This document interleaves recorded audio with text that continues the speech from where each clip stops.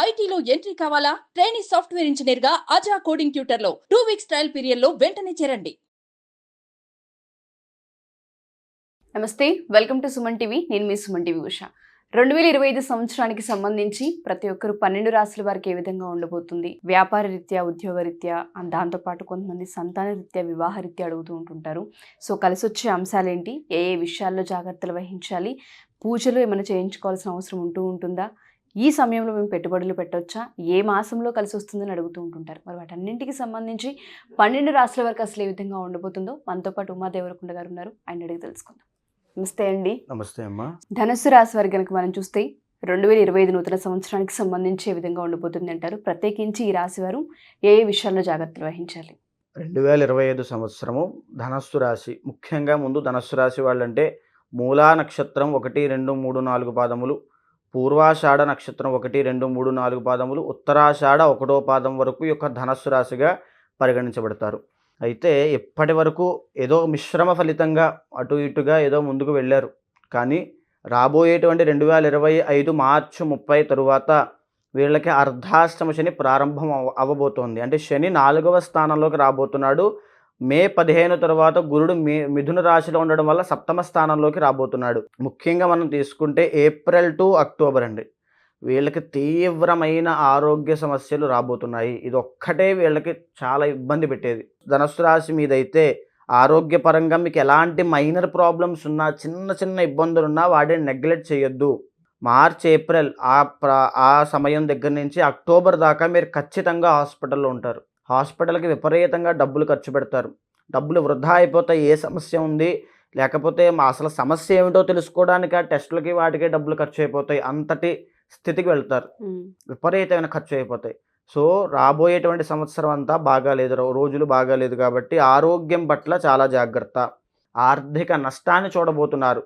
అది హాస్పిటల్స్ కావచ్చు, లేకపోతే వీరి యొక్క పర్సనల్ ఖర్చులు కావచ్చు, ఏ రకంగా అయినా సరే ఆర్థిక నష్టాన్ని ధనుస్సు రాశి వాళ్ళు చూడబోతున్నారు.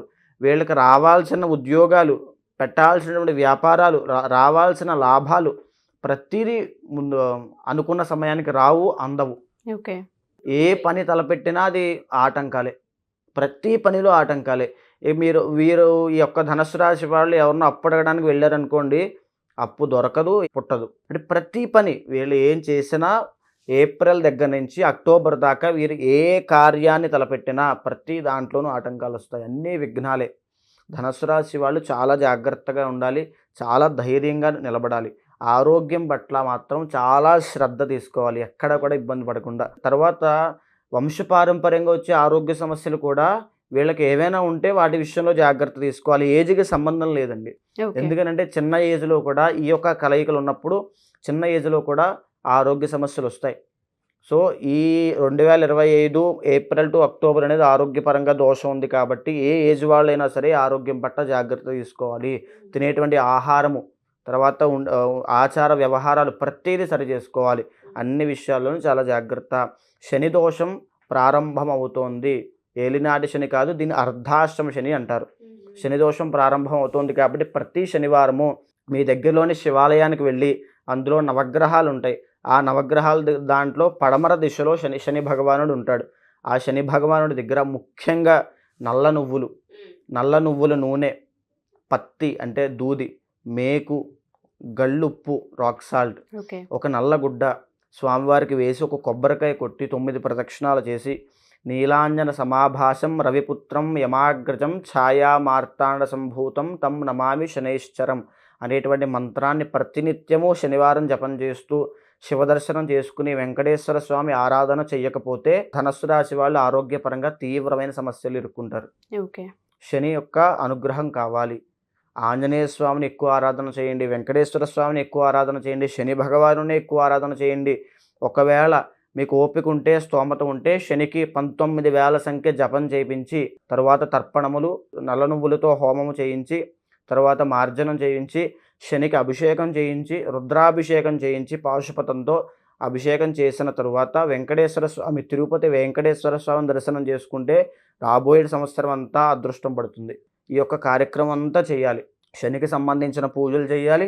వెంకటేశ్వర స్వామి కానీ, ఆంజనేయ స్వామి కానీ, మహాశివుడికి కానీ పూజలు చేస్తే వీళ్ళకి ఆ దోషం పోతుంది. ఒక్కొక్క రాశికి ఒక్కొక్కలా మనకి కనిపిస్తుంది. అంటే అంతర్గత జాతకం ప్రకారం ఇంకొంచెం ఇన్వాల్వ్ అయి ఉంటుంది కాబట్టి ఎవరైనా పర్సనల్గా జాతకరీత్యా కలవాలి అనుకున్నా, ఆర్థికంగా కొంతమంది వెనుకబడి ఉన్నారు, కొంతమందికి అనారోగ్య సమస్యలు కనిపిస్తున్నాయి, కొంతమందికి వ్యాపారంలో పెట్టుబడులు పెట్టి లాస్ కనిపించే అవకాశం కనిపిస్తూ ఉంది. కాబట్టి డెసిషన్ మేకింగ్లో ఏదైనా మార్పులు చేర్పులు చేసుకోవాలి అనుకున్నా అంతర్గత జాతకాన్ని బట్టి ఏ నెలలో ఏ వైపు వెళ్తే బాగుంటుందన్న దిశగా వాళ్ళు కనుక్కోవాలి అనుకున్నా మనం అపాయింట్మెంట్ తీసుకునే అవకాశం ఉంటుందా?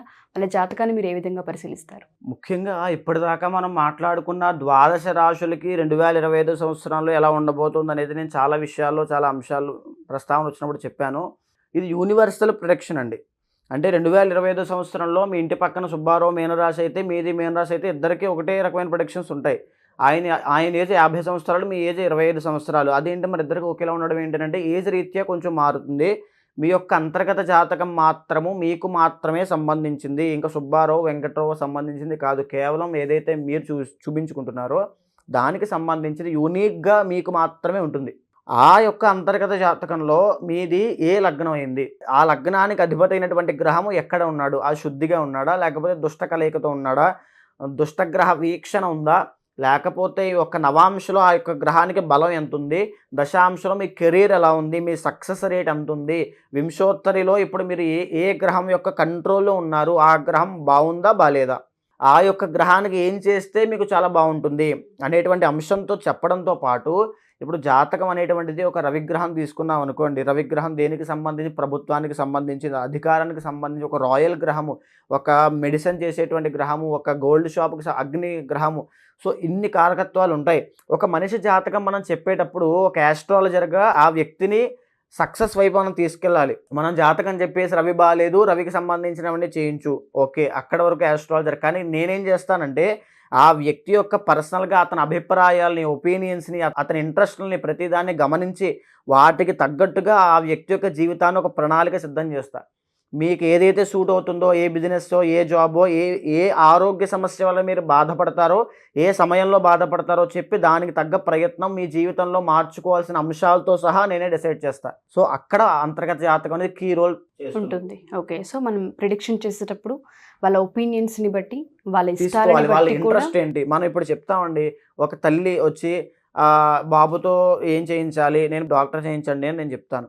ఆ అబ్బాయికి ఇంట్రెస్ట్ ఉండదు. ఆ అబ్బాయి ఏదో వేరేదో చేద్దాం అనుకుంటాడు. ఎందుకు నేను చెప్తాను బైపీసీ అని చెప్పి, బుధగ్రహం కానీ రాహు కేతులు కానీ ఉన్నారు అనుకోండి, బైపీసీ దానికి సంబంధించి చాలా బాగుంటుంది. కానీ ఆ అబ్బాయికి ఒక టెలిఫోన్ ఇండస్ట్రీ పెట్టుకోవాలి, ఒక ఎలక్ట్రానిక్స్ పెట్టుకోవాలని ఉంటుంది. ఆ అబ్బాయికి నాకు డైరెక్ట్గా ఇన్వాల్వ్మెంట్ లేక నాకు చెప్పలేకపోవచ్చు.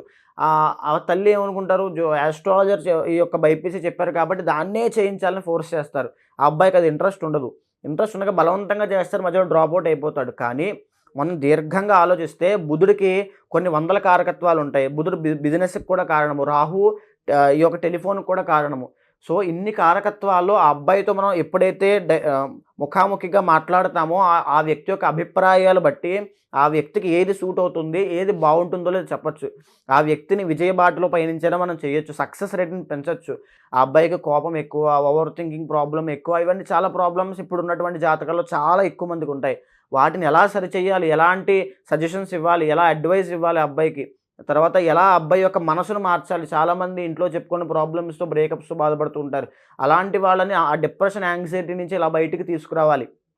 ఆ యొక్క ఏ మంత్రం చదవడం వల్ల, పాజిటివ్ వైబ్ వల్ల ఆ వ్యక్తి యొక్క థాట్ ప్రాసెస్ మారుతుంది. నేను ఇంకా భర్తగాను చచ్చిపోతాను, నాకు ఇదేమొద్దు అని చాలామంది డ్రగ్స్కి అడిక్ట్ అయిన వాళ్ళు నా దగ్గరికి వచ్చిన వాళ్ళు ఉన్నారు, బ్రేకప్ అయిన వాళ్ళు వచ్చిన వాళ్ళు ఉన్నారు, తర్వాత విపరీతమైన డ్రింక్ అడిక్ట్ అయిన వాళ్ళు వచ్చిన వాళ్ళు ఉన్నారు. వాళ్ళందరినీ దాని నుంచి బయటికి తీసుకురావాలి. ఆ ట్రాన్స్ నుంచి బయటికి తీసుకొచ్చి ఎలాగ వాళ్ళు అసలైన నిజాన్ని తెలుసుకుని అతనికంటూ ఒక ఇండిపెండెంట్ ఒక ఇది ఉండాలి, స్ట్రాటజీ ఉండాలి. దాన్ని ఆ అబ్బాయితోనే ఎలా చేయించాలి అనేటువంటి విషయం అంతా కూడా చాలా కూలంకషంగా మాట్లాడాల్సిన అంశం అండి. ఒక్క విషయంలో తెలియదు కాదు ఇది. రెండు గోచారము, గ్రహచారము రెండూ కూడా సమన్వయం చేసుకుంటూ ఆ వ్యక్తి యొక్క ఆ వ్యక్తి యొక్క వయస్సుని, ఆ వ్యక్తి యొక్క అభిప్రాయాల్ని, ఆ వ్యక్తి యొక్క కోరికల్ని, ఇంట్రెస్ట్ని, సమస్యల్ని ప్రతి దాన్ని పరిగణలోకి తీసుకుని ఒక్క పరిహారం చెప్తాను, ఆ పరిహారం చేస్తే తప్పకుండా ఆ వ్యక్తికి ఎక్కడికో వెళ్తాడు. డెఫినెట్గా అండి. సో ఎవరైతే మా ఈ వీడియో చూస్తూ ఉంటుంటారో అంతర్గత జాతకం కనుక మీరు చూపించుకోవాలి అనుకున్నా, మీ రాశివారి ఈ వీడియో చూసి ఒకసారి ఉమాదేవరకొండ గారిని కలవాలి అనుకుంటున్నామని కనుక మీరు అనుకుంటే కింద స్క్రోల్ అవుతున్న కాంటాక్ట్ నెంబర్ని కాంటాక్ట్ చేయొచ్చు. టీం మీకు పూర్తి వివరాలను అందిస్తారు. థ్యాంక్ యూ అండి. Thank you so much. నమస్తే అమ్మా.